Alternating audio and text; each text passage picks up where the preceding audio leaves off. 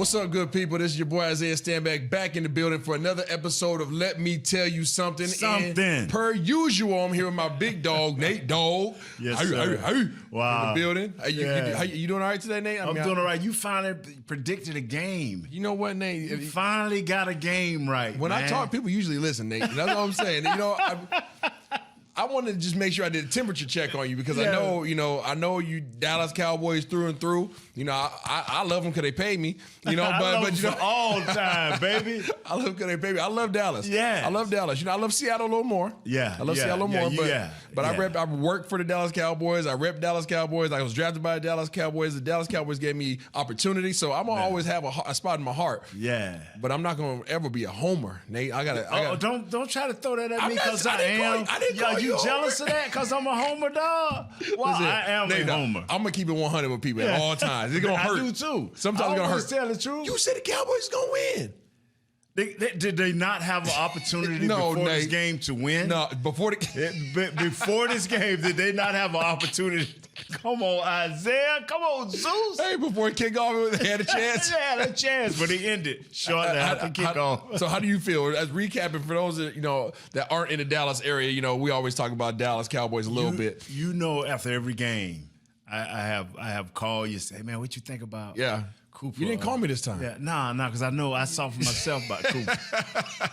I'm like, hey, what do you really think about Cooper? You like, hey, man, he holding on, he holding on. And the slipper fell off this guy, man. It came all the way off, man. So do you think that he performed less than what he has in the past, or do you think that just luck ran out?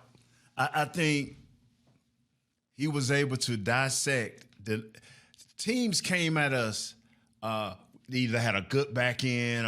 The Rams were the best team where they had a guy on each level, but not a series of guys. A unit. Philadelphia came with the front line, with Javon Hargraves, with Fletcher Cox, with a young Jordan Davis. Then they came on the second level, with their linebackers. I can't call all their names, but they had a good linebacking corps. And then on the back end, safeties and James Bradbury, a kind of a castaway from the Giants, if I'm not mistaken. Slay, Gardner Johnson. This dude, I ain't got no love for Slay. I'm gonna tell you why. Not as a player, because he is a player. But man, why you be injured for Detroit and not injured? Injured for these guys. Hey, listen up, man. I cannot. They shut our wide receivers down. Yeah, they did that. Let me say this, Isiah. Yep. As much as I love my man CeeDee Lamb, and I've always rolled with him. The only problem I ever had with him was catching the small ball, the 5 and outs, the secure balls to keep drives alive. But what I need from him, I don't care what nobody else say, what I need for him is for him to get a little bit of separation. Because that didn't happen a lot. A DB fell out and we didn't get him the ball. But most receivers as they grow, and I ain't talking about a number one receiver. I'm talking about a receiver that's been in the league and is starting to grow. You got to help your quarterback. You got to make some plays. Now, I'm not Gallup. He got a few more weeks for me. Gallup, I thought he was back too soon. He had some success in the first game. That's great. You think he's 100%? Nah. He will healthy versus 100% ready to play. And he's not ready to play at full tilt. Noah Brown is Noah Brown. Okay. Who's the number one receiver, Nate? Number one receiver is 2 tight ends, Jake Ferguson and Hendershot. Peyton Hendershot. Those are the guys. I go with what I see now. I am a homer. Okay. But I go with what I see. Okay. And the number one dog, man, is Zeke. Zeke can play in the fast games. Zeke can play in the physical games. Zeke can block. Zeke can run. Now, my boy TP, Tony Pollard, he's a recipient of a whole lot of stuff off of Zeke. I love TP. I put these guys as one. As one. Yes. Everybody keeps trying to separate the two. But I'm telling you, and I love our defense. And a lot of people want to knock the fact that they didn't stop the run. I feel like this. A team drive down 4 or 5 minutes on you. Then you come 3 and out. Then a team come out there and drive 3 or 4 minutes on you. You go 3 and out. Then the team come down and drive all the way and score on you. Then you come back and you throw an interception. Okay? Now at halftime, you're looking at 19 minutes and 35 seconds of offense for Philadelphia and only 10 minutes, if that, for the Cowboys. Okay. In the second half, somewhere your defense going to falter. All right. And your defense, we came out offensively 7 minutes. Yeah. Boom. They came back 7:40, 7:35. Then we came back, throw an interception. Now you expect for your defense to hold up. It's not going to happen. They ended the game with like 34 minutes of control time. And I have been preaching from the Tampa Bay game. Yeah. If you want your defense to be elite, especially on the road, you have to split it. Gotta help 'em. It has to be 30 minutes or less, Gotta help 'em. not 30 minutes or more. And this offense need a resurgence. They need a shot in the arm. You know what I'm getting a sense of, Nate, dog? Every show now we have a little segment that we call "Say It With Your Chest." Yes. And I feel your energy today, Nate. Yeah, I want you to go ahead and let us know what you got on your chest. What you want to say? I feel like you have something that you want to say. What's your bold "Say It With Your Chest" statement today? My bold statement is we can't have any rust from Dak. Oh. Dak have to come back leading this team. Okay. He has to be the energy of this team. Okay. And we can't have any rust. You got the perfect team. God has blessed you with the perfect elixir, Okay. the perfect medicine, Okay. and it's called the Detroit Lions. The only person they got on defense is Michael Brocker, and he's the recipient of all world from the Rams. Okay. So they give up about 30 points a game. We should score 35. You know what they score per game? What is it? They scored about 34. They give up 34 about 35. game. Yeah. Yeah, so we should score 40 points on the dudes. It should be, this is the game where CeeDee Lamb should have 160 yards. Okay. This is the game where Noah Brown should reemerge. Okay. So this is the game where Zeke gonna make Pollard look like all world. Okay. And they shouldn't be able to stop us. I'm gonna reel you back a little bit, Nate, dog. I'm saying that with my chest. You say it with bro. your chest. I want to go back to the say it with your chest moment you just had there. You said Dak can't have any rust. That's right. I want you to be more black and white. Yeah. If Dak Prescott comes back and shows rust, what's the result?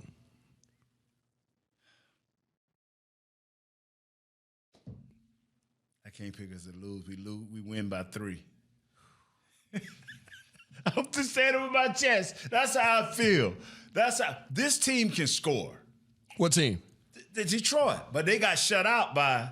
This one I think they're the leading scoring team in the NFL right now. But they got shut out by the Patriots. That's the only game. That's what brought their average down, Nate. You look back at their games before that, they've been scoring lights out. Let me pull it up. Yeah. Let me pull it up too, because you gonna start with the food. I'm gonna start with the food. trying to help you, Nate, dog. Yeah, I'm trying to help you. This Detroit team has scored a lot. Detroit, game Atlanta. 1. Hold on, game 1, they scored 38 points. They scored 35 points. Game 2, they scored 36 points. Game 3, they scored 24 points. Game 4, they scored 45 points. Against Seattle, your team. Yep. Wow. And they lost that one still by 3 points. And then they had an offer against the Patriots. So their worst. So our defense is not equal to the Patriots. No, I'm not saying that, Nate. I'm just saying that this team. Say it with your chest. A lot now. of people. You want me to say it with my chest? Yeah, I'm gonna address this first. This Detroit Lions team is still trying to find their identity. You know, you're gonna get two things out of them. You're gonna get effort, and you're gonna get points. Right.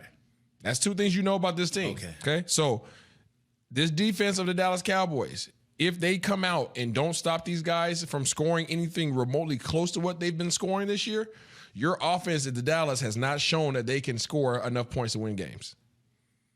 This team, the worst, if you take this last 0 off their schedule, take the Patriots game off their schedule, the worst performance they had was 24 points, Nate. Now, last time Dak was present for the Dallas Cowboys, how many points? They're going to have Effort and points. Yep. And one thing we're going to have from our defense is effort and a lack of points. Okay. So when 2 wheels meet each other, all right. Something got to give. But let me ask you this. Newton's law. Everybody's excited about Dakota coming back. Yes? Yeah, Everybody's excited about Dak. Everybody, right. Dallas, the offense is about to be lights out, about to be pumped. No, right? They better score 30. Okay, listen. Ain't lights out. Last time you saw Dak Prescott on the field, how many points you scored, Nate? But the last time I saw him was last year. No. That one Dak against Nah, Nate. The last time. That one Dak. Last time. You sound like that dude that was sitting here last week, man. Nate, I keep it 100 with you. The last time I saw Dak healthy and ready to go. Dak had a whole healthy offseason. OTAs, training camp, no setbacks. He played against the Tampa Bay Buccaneers week 1 in 2022 season, Nate. How many points did the Dallas Cowboys score? The last Buck game I remember, it was a shootout. Nate, I didn't see. Hey, they scored with Dakota Prescott. Yes. 3 points. That wasn't his fault. I'm not doing this with you today. All right, so Nate had his say it with his chest moment. I'm going to say it with my chest. That's said. Okay? I say that historically black colleges are a necessity in this culture that we have in the United States. It is, man. Wow. That's what I'm going to say with my chest. I think historically black colleges are needed. And why you say that? I say that, Nate, because for the longest, they've been perceived as lesser than. Okay. And I think that the perception of historically black colleges have been looked down upon simply because of finances. That's it. I think that's the only distinguishing factor between major universities in terms of talent, right? In terms of their football programs. Let's go ahead and say it out there. Yeah. Mostly football programs, okay? You talk about basketball and some of the other revenue-generating sports. But when you're talking about colleges and sports and athletics, you usually lean on football, okay? I think those opportunities haven't been as prevalent because of the fact that they're not being perceived as good a quality as some of the other major universities. Right.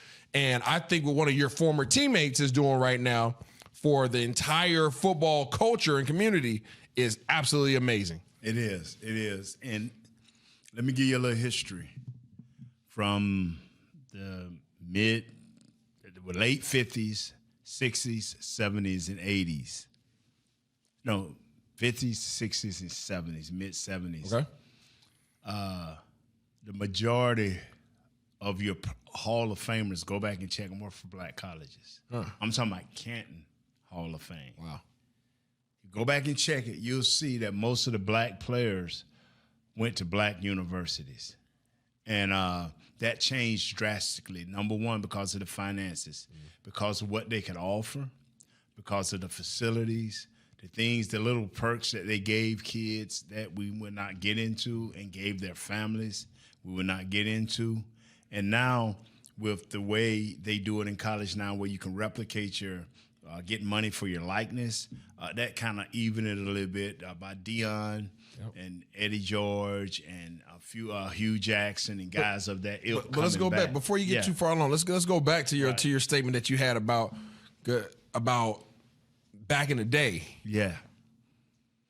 Historically black colleges were getting the talent. Yes, they were. Why? Why were they getting the talent versus the big universities, the Alabamas and the Clemsons of the world? In the 50s, the SEC had an unspoken rule. They did not want blacks. Okay. They had an unspoken rule. It took the great Bear Bryant getting thrashed by USC. California was a little bit ahead of the curve. Yeah. And so he brought them in and they beat Bama down.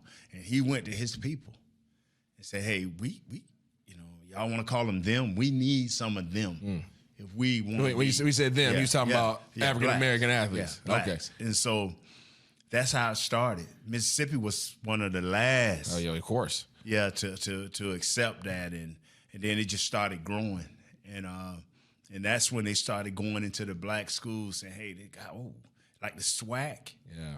From the late 50s all the way to the early 70s. If you wanted a shutdown corner, if you wanted a one-on-one corner, the SWAC bred them like nothing else.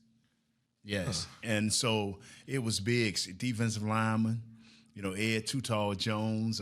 It's a guy that I can't think of his name, played for Kansas City.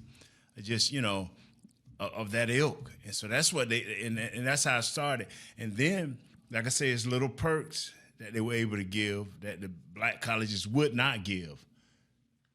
Black colleges would not or could not. Would not. Okay. Black colleges, see, we got a now the money is uneven. But before, a lot of these were state schools, so you were funded. Now, you didn't allocate your funds, you didn't promote your program. Yeah. See, Deion came in and changed the way they do business. See, you can't just say, hey, I'm Deion Sanders, and bring a kid in and keep the environment the same. Yeah. This kid, at least when he put on some clothes or put on some shoes, have to feel a little different. Yeah. He at least have to look in his locker and it not just be all wood. Yeah. So Deion he understood not only what the perception was, but he said, I'm going to improve that perception financially. So people start giving directly to the athletics. That's what black colleges don't do. You got to give directly to the athletic department, directly to the football team. Versus what? Yeah, versus I'm sending it to the university. The president have the right to allocate that money how he wants. Okay. And most presidents are education presidents. Yeah. The Bama president understands how it connects it. The Clemson president understands how it connects. The FAMU president don't. The Jackson State president had to learn. Okay. Southern has to learn. Grambling has to learn. If you go back and check the records, Bama has never hurt for students. When Nick Saban came in, check the records. They never hurt for students, but now they have a 10-year waiting list on those people that's got to get into a 4-year college. Because people desire to be around winners. So the alumni saying they ain't giving their kids choices no more, whether it's going to be Auburn or Georgia. Yeah. Hey, if my money going to Bama, is you going with the money or are you going over there and try to find an academic scholarship? Wow. So we as blacks, and I don't say historically this and historically, I'm not politically correct because there is a difference in black and white. And so we find these nice words to say. At black universities, we got to start meshing both academics and sports because they're one and the same if you use them the right way. But if you don't, you got separation in money, and most presidents they're going to allocate. They're going to hire an athletic director that flows with him and not with the program. Yeah. So what would be your counter argument to those that believe that money that is donated to universities should primarily be focused on academics and building up the on-campus buildings and facilities? And don't have a problem with that. Okay. Don't have a problem with that. But if you beef up your athletic program, just go out and because now that's like we do the Dub Network. Yeah. Will we turn down if Coach what's my man name? McCarthy. Coach McCarthy wanted to come in, will we turn him down? Yeah. We talk about everything. Yep. But if the head coach for TCU wanted to come on our show, will we turn him down? Because that brings eyes, and eyes have the potential to bring money. See, your cause cannot be served if you have nobody to promote it. I don't care how big you think we are. If we have nobody to go out and work and say, check this out, or bring eyes to us, how do people know? That's with black college. Okay. So do you believe that the current historically black colleges have the opportunity to ever get on the same financial playing field as these major universities? You will never reach that. Why is that? The numbers. Why is the numbers? Because if it's just a perception, if it's just a change in perception and change in how you go about your business and how you're allocating funds and where your focus is and all those things, why is it that they can never catch up? they can catch up in the sense that you can have better facilities. Okay. That's gonna get it. Better facilities, better trainings, staffs, and not so much the weight coach. I'm talking about the way you feed these kids, the nutritional part. Like, why don't they come out and hire Isiah, a guy that understands nutrition, and put him over the training table, put him over all things physical. Those are things people don't think about. Yeah. So when you do that right there, when you know, when I walk into Florida A&M, I should be able to say, head coach, I'm walking around with the whole head coach, Coach Willie Simmons, hey, come meet Isiah. He's over all our nutrition. And now I look over there and I see all type of nutritional things for the kids while they working out. Hey, look at our training table. It's on and off season. It don't stop when football season over. It ain't just in the evening for the last meal of the day. Hey, look after our kids finish playing the game. Look at here. They can sit over here with their families and eat. See, that is 24/7. That takes dedication. You can do it, a lot of it through partnership and sponsorship. And that's where we as black colleges won't get out and partner up with nobody. We will continue to ask our alumni, hey, help us with this, help us with that, help us with, well, it's only two things an athletic director can do for his university. Number one, if your athletic director, first and foremost job is not to sell your program, why do you need him? Your head coach has only two jobs. That is to go out and recruit players. Win games. And number two, that's one. Number two is to sell your program. Absolutely. If you're not doing that, what good are you? So, what impact, and I don't want you, obviously, I don't want you speaking on behalf of Deion Sanders, but I know you guys have a really tight relationship even to this day.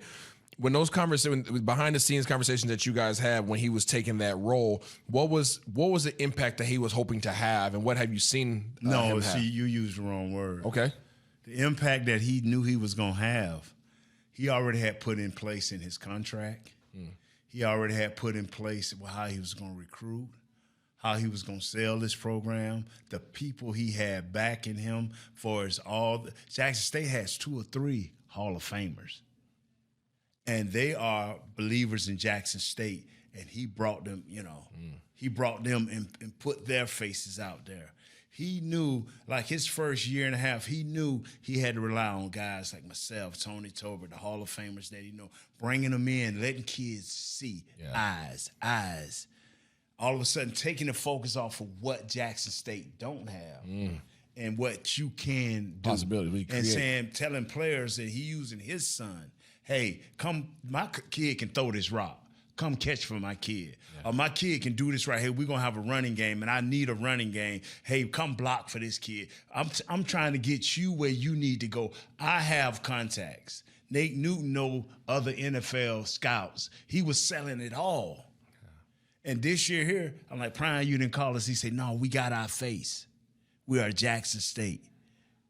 We know who we are. So now our kids believe. We getting #1 recruits. We getting top 100 recruits. We getting into the portal. So now he know where he at. And so this was his plan all the while. Use the people that have been good to him and that are willing to work with him to see his vision. And he had enough people in place to see his vision. And now that his vision is in place, what he has to sell now is the school on believing what you have so you can continue on. I like it. I like it. Man, that's awesome. But speaking of, you brought up his son. His son is now doing some groundbreaking things. Not only is he playing well, not only are these guys, I think they're undefeated right now, right? Yes. So the university is undefeated, and the football program that Deion is heading up. But his son is balling out, right? His son's playing quarterback out there, and he's absolutely killing it. And he just got, I think it's freaking just earth-shattering that he is a really good African-American quarterback in an age now that's a lot more acceptable. Okay, I was right in that transition period where it's just like, I don't really know yet. Oh, no. But it's acceptable now, right? If people don't question whether or not African Americans can play the quarterback position. But he just signed a NIL deal, right? A name, image, and licensing deal, which is now obviously changed the entire spectrum, the whole landscape of college football, because now athletes can get contracts, they can get paid. They don't have to worry about not working in the summertime and waiting till they get to the league. Now these guys can get paid while they're playing, and they get paid off their name, their image, and their likeness. He just signed a deal with Tom Brady, and he signed a deal, and so you have a young African-American quarterback that's the son of a Hall of Famer, one of the greatest ever to play the game, and he signs an NIL deal with arguably the best player to ever touch football. Best quarterback the best quarterback ever, who looks nothing like him. Right? So you have the best quarterback ever, white male, young up-and-coming quarterback, African-American male, and he signs an NIL deal with him. And to me, that's just freaking groundbreaking. That's groundbreaking. Not only did he sign a deal with Tom Brady, he signed a deal with Gatorade. He signed a deal with Mercedes, I believe. So he's signing all these deals from Jackson State. This is what success breeds. And in a time where I'm loving my whites because they're not hiding or playing games. They see the success. That, especially, see, I'm the type of dude like this. I am not allowed to hate and to hold grudges. My God don't allow that. So I try to see a goodness. For sure. Regardless of race, gender, sex, I don't care. I got to treat you as a human. Absolutely. And I pray that you treat me as a human. So Deion has never had that big misconception of who he is and what he can do, but he's always felt that if he worked hard and was honest with people and where he's trying to go, whether it's black, white, Hispanic, Asian, I don't want to, Indian, it don't matter to him. If you are about a righteous program, he has always tried to connect to it. And so you'll see me a lot of times, Isiah, and I'm looking, and I won't get into a lot of conversations. I laugh about a lot, but you notice a lot of times I'll get quiet because I'm always looking, is this helping or is this hurting? Yeah, for sure. We've had people in our lives that we've known in our jobs, indirectly, and I'll just get quiet. Because I learned that from Prime. Is this helping or is this hurting? And and I'll give you an example where the young man didn't like how Prime handled his business after a game. Prime walking around, looked like he was ignoring the coach. And maybe Prime should have ran over like everybody else. No, Prime acknowledged the coach. But he don't normally just run over to, but anyway, this dude say Prime is not SWAC. Tell people what SWAC means. That's the Southwest Athletic Conference, SWAC? Yeah, conference. Okay, let me say this right here. 2 years ago, 3 years ago, what was SWAC? Was it swag, something you put on? Was it something you drunk? Because SWAC now is respected and known because of people like Deion, Eddie George, Coach Hugh Jackson. Bro, don't get left out. Don't let your feelings get hurt. What you do is, like I was from our little Coach Belichick, if you don't like it, change it. If you don't like it, beat me. See, sometime you a quarterback. I'm offensive lineman. Who do the leading on our show? The quarterback. Am I less? No. Nope. But I'm gonna defer to you. Absolutely. See, because that's how it is. And see, we both alpha males. We go to our house, my wife listen to me, your wife listen to you. So I tell people, don't get in your feelings when it don't directly affect what's around you. I don't let that happen to me, man. Deion is Deion. When I go in his world, I live in his world. When he come in my world, he live in my world. So that's just how I go. So you chose to bring this man in on your homecoming when your team ain't as strong as it should have been. Now you got beat up and your feelings hurt. Yeah, y'all, I believe that right there. We gonna end that right there. Yeah. Hey, don't say it with your chest. Don't get in your feelings. Yeah. By Nate Dogg. That's what we're gonna say. We need to get a T-shirt. Don't get in your feelings by Nate Dogg. We're gonna leave that right there. But for those of you that have not looked into HBCUs, it's something that you should look into. I don't care what the race of your kid is. I don't care what their ethnicity is, what their culture is. Look into it as opportunity. I think too often our culture has been black and white. Black and white. Yeah. And athletes have been led to believe that the only true opportunities to reach their ultimate goal is by these big conferences, these big schools. It's a lie. It's a lie. And if you can find a university that's passionate about helping you achieve your academic success and your athletic success, and you have somebody that's leading them, such as a Prime, go out there and take advantage of the George out there, Hugh Jackson out there. There's a lot of guys out there who love kids. Yeah. You have to love kids, and you have to have a goal, and you have to find a university that want to change. It's a brother, I can't think of his name. He played for the Saints, and I just left at the Black College Hall of Fame. I can't think of his name, and I'm sorry for that, because I should always remember. Defensive back, and he coached his team and went against Big E's team at Central Ohio, and they lost. But he's having the same financial problems. Yeah. You know, but everybody pull up in a Cadillac. Everybody pull up in an SUV. I mean, it's what you desire. Support the small schools. Give them an opportunity so that they can turn around and provide opportunities to those in our community, y'all. Hey, you heard it here first. Nate Dogg. Don't Get in Your Feelings by Nate Dogg. This is Let Me Tell You Something, another episode. We appreciate y'all tuning in. We'll see y'all next time. Ta-ta.